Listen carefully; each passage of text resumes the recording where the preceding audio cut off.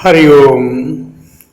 ब्रह्म ज्ञानी ब्रह्मनिष्ठ संत का जब आशीर्वाद मिलता है तब ज्ञान चक्षु खुल जाते हैं, अज्ञान मिट जाता है। मैं कौन इसका ज्ञान हो जाता है। अहम ब्रह्मस्मि, अहम आत्मा ब्रह्म, अहम प्रज्ञानम ब्रह्म, शिवोहम, सोहम अस्मि। भावार्थ के साथ जपते जपते जाप खत्म हो जाता है, जपने वाला खत्म हो जाता है, जपने वाला शांत हो जाता है और शेष केवल ब्रह्म रह जाता है। मैंने बोल दिया सब ब्रह्म हैं, मैं ब्रह्म हूँ, आप ब्रह्म हैं। क्या मेरे बोल देने से या आप को मेरे से सुन लेने से आपकी मानसिकता बदल जाएगी, आपकी सोच बदल जाएगी, आपकी दृष्टि बदल जाएगी? नहीं, ऐसा नहीं होगा। क्यों नहीं होगा? रूपांतर इसलिए नहीं हुआ क्योंकि आज से पहले भी बहुत बार संतों से आपने ये सुना है। ये सब आपने मेरे से पहले भी कई संतों से सुना होगा, परंतु कोई असर नहीं हुआ, कोई रूपांतर नहीं हुआ। क्यों नहीं हुआ? रूपांतर इसलिए नहीं हुआ कि अब तक आप फैसला ही नहीं कर सके कि साधना किसकी करनी है, कैसे करनी है। प्रभु को अपने भीतर ढूंढना है या धार्मिक स्थानों में ढूंढना है या तीर्थ स्थानों में ढूंढना है। साधक जिस प्रकार के भाव से श्रद्धा व विश्वास में मस्त होकर प्रभु की उपासना करता है, उसे उसी भाव अनुसार प्रभु दर्शन देते हैं। जो अपने को परमात्मा से अभिन्न रूप में साधना करते हैं, जो अपने को परमात्मा से अभिन्न रूप में साधना करते हैं, उसका उसी भाव अनुसार आध्यात्मिक विकास होता है। जो अपने से अभिन्न रूप में प्रभु सुमरण करते हैं, उन्हें अभेद रूप में प्रभु महसूस होते हैं।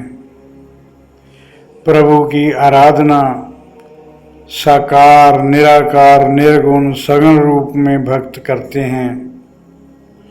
परमात्मा की साधना भक्त अपनी रुचि अनुसार करते हैं। जो प्रभु को सर्वशक्तिमान, सर्वाधार, सर्वव्यापक समझते हैं, सर्वगुण संपन्न समझते हैं, उनका साधना करने का तरीका अलग है। समर्थ गुरु साधना करने की सब प्रकार की विधियों के ज्ञाता होते हैं। साधना किसी भी विधि से शुरू करें, साधना किसी भी विधि से शुरू करनी है, उसका फैसला साधक को अपनी रुचि अनुसार करना चाहिए। साधना किस विधि से शुरू करनी है, उसका फैसला साधक को अपनी रुचि अनुसार करना चाहिए। जब साधक समर्थ गुरु को अपनी रुचि बता देता है, तब गुरु उसके लक्ष्य प्राप्ति हेतु उसको गाइड करते हैं। जब साधक का मन नहीं टिकता, मन एकाग्र नहीं होता, मन की चंचलता व अशांति खत्म नहीं होती, तब गुरु उसकी असफलता का कारण बताते हैं। ये तब ही पॉसिबल है जब गुरु आपको एकांत में अपने पास बैठने दें। आपने अक्सर देखा होगा, गुरु ऊंचे आसन पर बैठते हैं और श्रोता बनकर आप उनके सामने बैठते हैं। कभी अपने मन की बात भी उनसे नहीं करते, ना ही वो आपको मन की बात करने का समय देते हैं। साधना में असफलता का मुख्य कारण इसका आपको ज्ञान होना चाहिए। साधना तो सभी करते हैं, असफल क्यों रहते हो?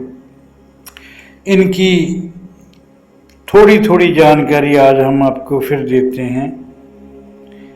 मन की कामनाएं मुख्य बाधा है। सुमरन ध्यान साधना के इवज में प्रभु से कुछ मांगना आपके स्वार्थ भाव को उजागर करता है। जब आप पाठ पूजा आराधना साधना करके प्रभु से कुछ मांगते हो तो इसका मतलब है आप स्वार्थी हो। आप निस्वार्थ भाव से नहीं बल्कि अपना मतलब पूरा करने के लिए प्रभु की साधना करते हो। जब तक आराधना साधना कर्म कांड करने के पीछे कोई भी कामना रहेगी तब तक साधना का लक्ष्य प्राप्त नहीं हो सकता, साधना का परम लक्ष्य प्राप्त नहीं हो सकता। और साधना का परम लक्ष्य क्या है? साधना का परम लक्ष्य है मन बेचैनी से मुक्त हो जाए, मन भय से मुक्त हो जाए, मन डर से मुक्त हो जाए, मन संतुष्ट हो जाए, मन कामनाओं से मुक्त हो जाए। कामनाएं तो प्रारब्ध अनुसार ही पूरी होंगी, आपकी प्रार्थना का कोई रोल नहीं है। साधना तो प्रारब्ध अनुसार पूरी होगी। साधना के बगैर मन कभी कामनाओं वासनाओं से मुक्त नहीं हो सकता। जो निस्वार्थ भाव से साधना नहीं करते उनका मन कभी भी कामनाओं वासनाओं से मुक्त नहीं हो सकता। जब कामनाओं से भरे मन से प्रभु से प्रार्थना करते हैं, हाथ जोड़कर सिर झुकाकर प्रभु के आगे खड़े होते हैं, तब प्रभु दर्शनों की अभिलाषा नहीं होती। तब हमारे मन में प्रभु के दर्शनों की अभिलाषा नहीं होती। हमारे मन में अपनी कामना पूर्ति का उद्देश्य होता है। आप तो प्रभु को समय भी नहीं देना चाहते, कहते हैं अभी कामना पूरी करो। निस्वार्थ भाव ही फल लाता है। साधना को निस्वार्थ भाव से फलाकांक्षा से मुक्त होना चाहिए। जो साधना आप करते हो वो फलाकांक्षा से मुक्त होनी चाहिए, वो निस्वार्थ होनी चाहिए। साधना तो सदा निस्वार्थ ही होनी चाहिए, फलाकांक्षाओं से मुक्त होनी चाहिए। भगवान का नियम है, जैसा करोगे वैसा ही फल मिलेगा, समय आने पर मिलेगा, पात्रता के अनुसार मिलेगा, ना कम मिलेगा ना ज़्यादा मिलेगा। मेरे दोस्तों, प्रभु पर विश्वास करो, सदा निस्वार्थ भाव से प्रभु के आगे झुको। मैं गारंटी देता हूँ रिजल्ट जरूर मिलेगा। सदा ध्यान में रहे, परमात्मा आपका गुलाम नहीं है। जो आप कहेंगे उसके अनुसार परमात्मा चलेगा, ऐसा नहीं हो सकता। भगवान अपने नियमों अनुसार सृष्टि को चलाएगा। प्रार्थना नहीं, समर्पण चाहिए।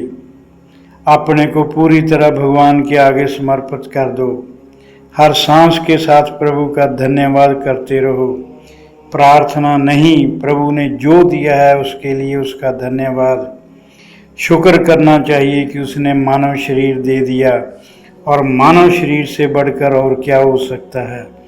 ऐसा महसूस करने से अशांति व बेचैनी घटेगी, लोभ घटेगा, संतोष व तृप्ति बढ़ेगी, व मन शांत रहेगा। ओम शांति शांति।